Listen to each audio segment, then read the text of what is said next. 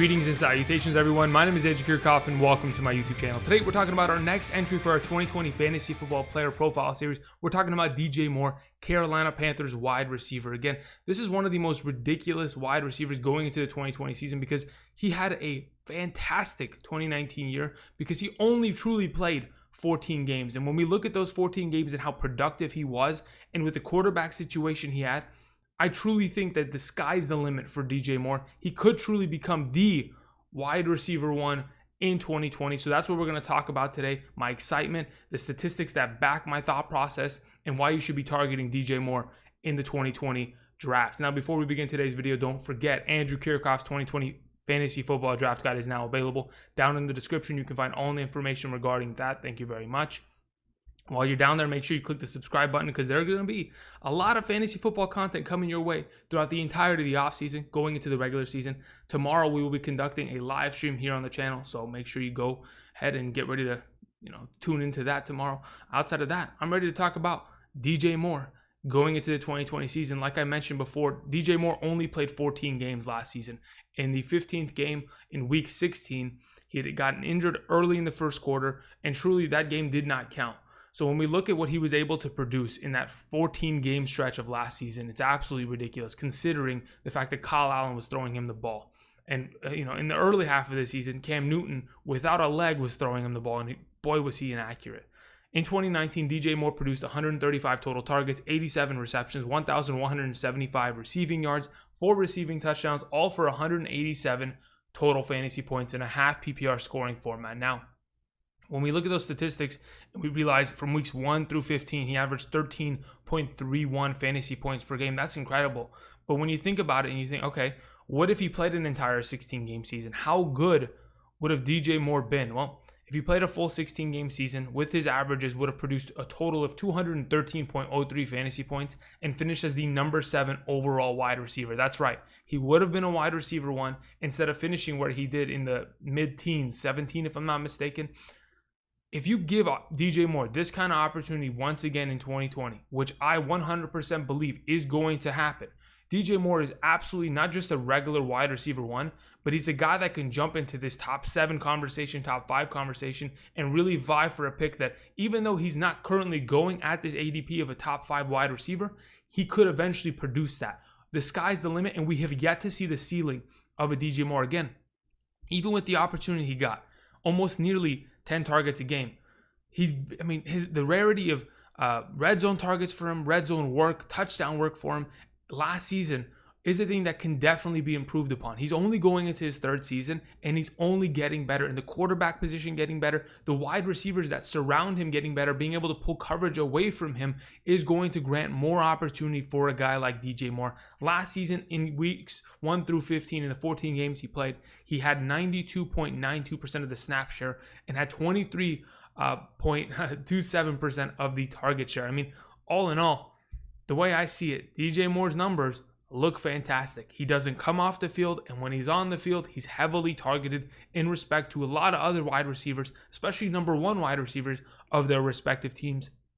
Even with the fact that Christian McCaffrey's in the backfield hauling in 100+ targets, we still see DJ Moore producing on a weekly basis and getting great opportunity.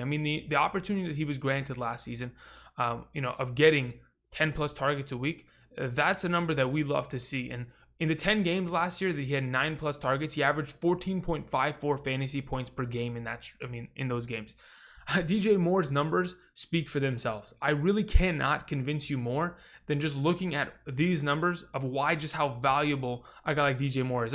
The fact that he plays in the NFC South, I always mention it. I love wide receivers that play in the NFC South because the coverage there is just abysmal. They really cannot cover these elite wide receivers, whether it's Michael Thomas, Julio Jones, Mike Evans, Chris Godwin, and DJ Moore. I really do think DJ Moore is now getting himself into that conversation of being, in the names that, a lot of people consider the elite wide receivers. He has the elite opportunity. He's producing like an elite wide receiver, and potentially 2020, he will become that elite wide receiver that we could potentially see. Again, last season averaged 15.5 points per game against the NFC South. The NFC South is a little tricky, right? The New Orleans Saints and the Tampa Bay Buccaneers, they have two of the best run-stopping defenses in the National Football League. If I'm not mistaken, I think they're two of the top 4 run-stopping defenses in terms of stopping fantasy running backs from scoring. Going into 2020, if that secondary is not greatly improved, which looking at their acquisitions this offseason, they haven't really improved their secondaries. DJ Moore is going to continue to feast just like any of these other NFC South wide receivers, and I'm extremely excited about it. Now, a couple of the other stats that I wanted to mention is the fact that besides the fact that he had 23.27% of the target share, he had a 2.03 yards per route run last season, which is a very good number in comparison to a lot of the other wide receivers. And not only is he a receiver that can be moved into the slot position, even though he's not really a slot receiver for this team. Curtis Samuel will, pretty much dominate that job, and maybe Christian McCaffrey if they run 4 wide sets. But overall, when I look at a guy like DJ Moore, getting him more opportunities to be in a one-on-one situation or have himself on a deep passing route, these are the chances that in 2020 can really make the difference and make the jump for DJ Moore. Last season, he had a total of 21 deep passing targets. Of the deep passing targets, he only caught 6 of them because only 6 of them were deemed catchable.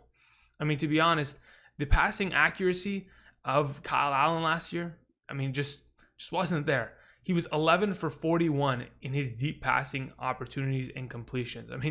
Overall, Kyle Allen, not a great quarterback. But now that you bring in a guy like Teddy Bridgewater, sure, he's not going to far and away win you football games, but he's going to get the ball into the best players' hands. And DJ Moore and Christian McCaffrey are those guys for the Carolina Panthers. And he's going to feed the ball to DJ Moore.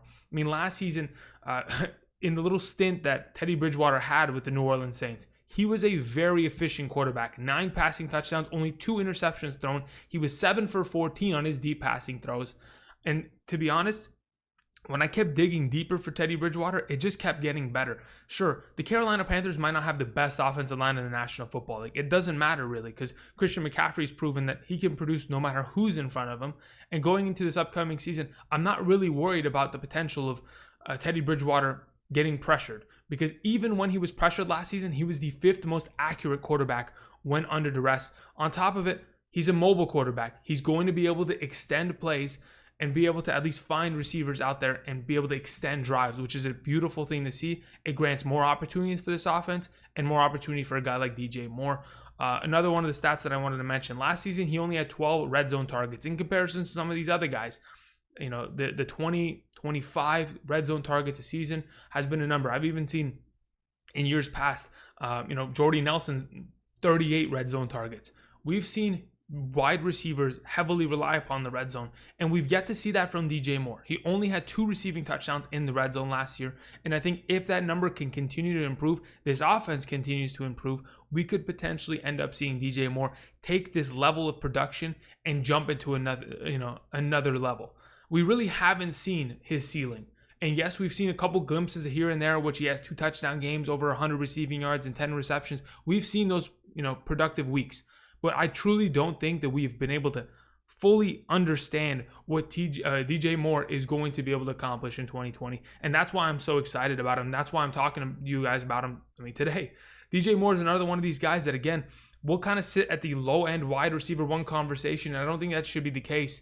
A couple months back, I was kind of low on the thought process of DJ Moore, but then I did a little bit more research. And in doing this research, I found that he's undeniable. And I will definitely be having as much DJ Moore on my upcoming rosters in 2020 as I possibly can. I want more of DJ Moore. And to be honest, it's not just because, he's getting all these targets, but he has the talent to back it. That in itself, the combination of everything that's going with Mr. DJ Moore, I'm excited. I'm ready to draft this guy, and I'm ready to have him be my potential wide receiver 1 for my 2020 teams. The sky's the limit for DJ Moore, and that's pretty much it. Let me know down below in the comment section what you guys think about DJ Moore.